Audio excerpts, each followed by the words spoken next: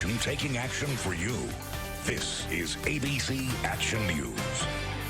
Good evening, everyone. I'm Laura Harris. And I'm Paul LaGrone. Tonight, deputies say she fooled the bank and then went on a spending spree with someone else's credit card. Tonight, Clifton French exposes the elaborate scam and what you need to do to keep it from happening to you.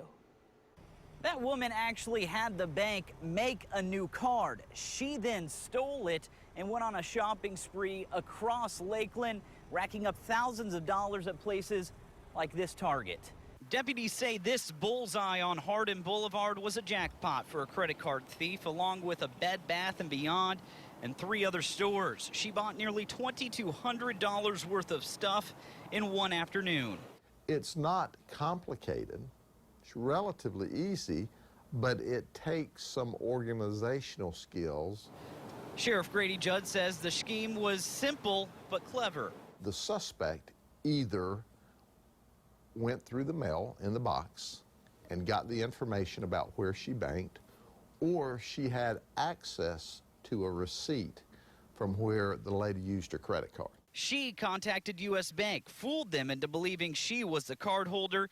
She said she lost her card and needed a new one delivered. And they go, okay, we'll have it out to you, and it'll be between 10 and 12 tomorrow, or whatever time. Despite this security, she got inside the neighborhood, went to the front porch, and stole the UPS package with the card inside. This lady has done this before. It wasn't her first rodeo. Tonight, the sheriff hopes these pictures put her in jail. She was there making the purchase in scrubs, looking like a working person. Well, we're going to give her some orange scrubs just as soon as we catch her.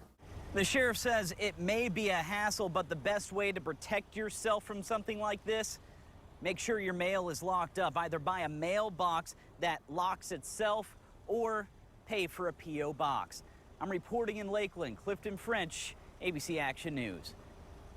Clifton, thank you. And we are monitoring breaking news right now out of New York City. You're looking live at Penn Station in Manhattan. That's an aerial shot there, of course, where shots were fired after authorities say someone attacked a police officer with a knife. Our ABC station in New York, and it says an officer actually was the one who fired those shots.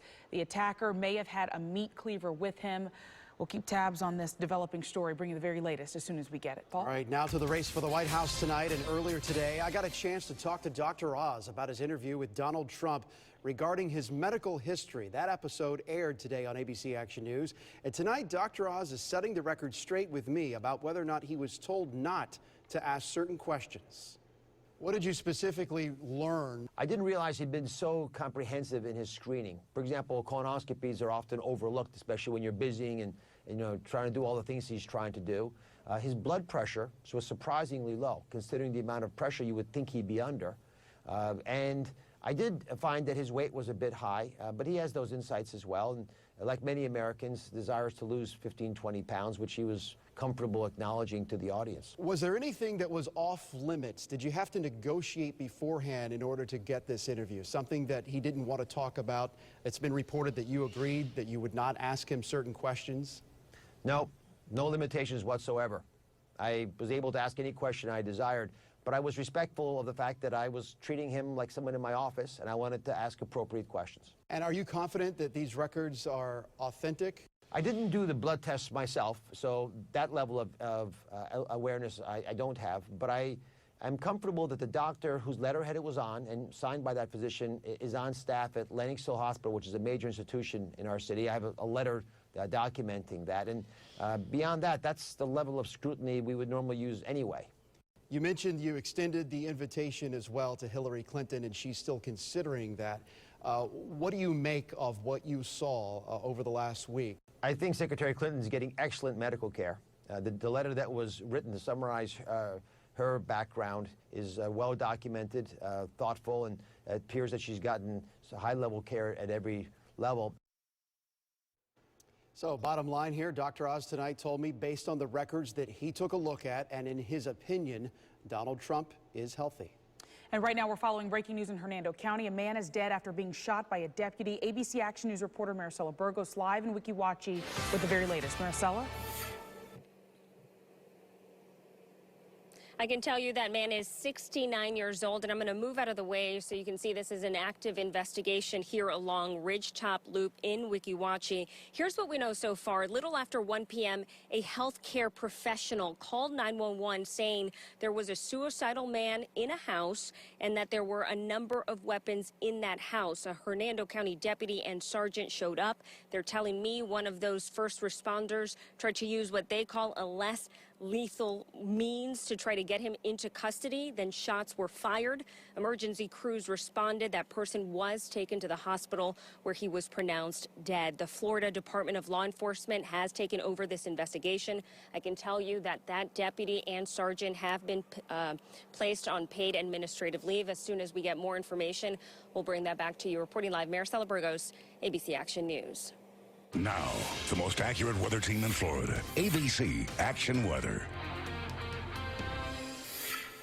Good afternoon, everybody. Looking at just a couple of scattered showers, one lone little thunderstorm in northern Hillsborough County. It's eventually going to be moving into Polk County over the next few minutes. You can see it's moving from west to east, but most of the area is rain-free, and I think that pattern will continue. The morning showers that we've seen of late, I think they're going to be taking a break starting tomorrow, meaning more sunshine early, a little bit better chance of showers later on. Where the rains have fallen, we're in the upper 70s. Where they haven't, up around 90 degrees. And that's what the high was today, 90 in Tampa. So throughout the overnight hours, partly cloudy skies. I do think it's going to be a dry start to your Friday and even into your weekend. But the rains will be returning just at a different time. And we'll help time that out for you coming up in just a few minutes. All right, Dennis, thank you very much. All right, take a look at this. This is a sketch that you really want to pay attention to tonight. Investigators say that this is a man who dressed up like a police officer and talked his way into a woman's home and then sexually attacked her. This happened in Bonita Springs down in Lee County. The victim told deputies that she had no reason to believe this guy was not a real cop. He was wearing a tactical vest and a police insignia. Two other people, including a child, were at the home during the attack. Thankfully, they were not hurt. The attacker may be in a silver or tan sedan. We are just hearing the 911 call from an abducted woman in Ohio that led not only to her rescue, but the discovery of 3 bodies. The unnamed victim, held against her will, calls 911 while her captor sleeps and has to whisper so he doesn't wake her up. Are you tied up now? Yeah, but I kind of freed myself. Do you think you can get out? You need to get out. Not unless they were right here. They would hear me, catch me, and he's strong.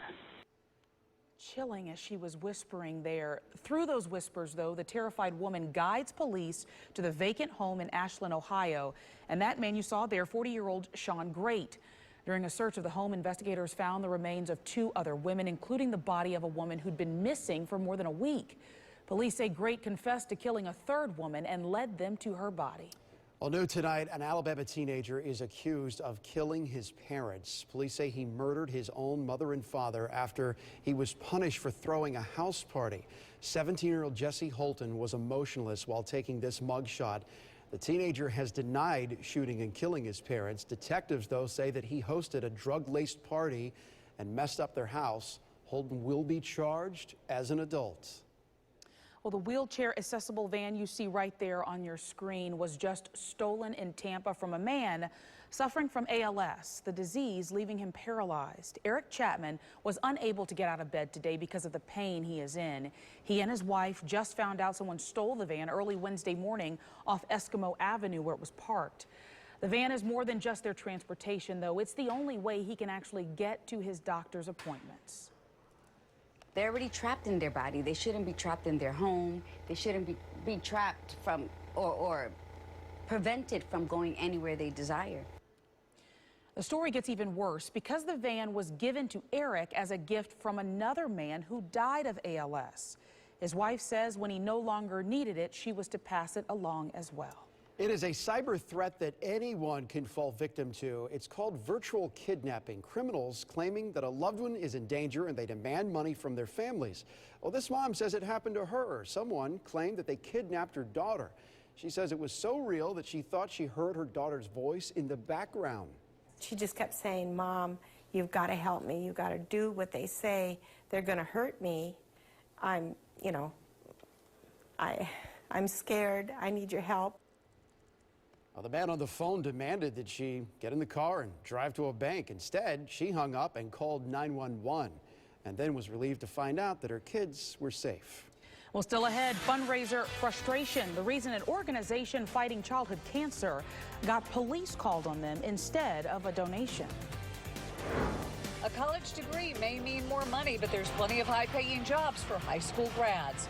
We've got the list coming up. If you're buying a new house in Florida, chances are you'll sign an arbitration agreement. The I-Team looks at what these things are supposed to do, but what happens sometimes when things go wrong. Coming up. Special agreements protecting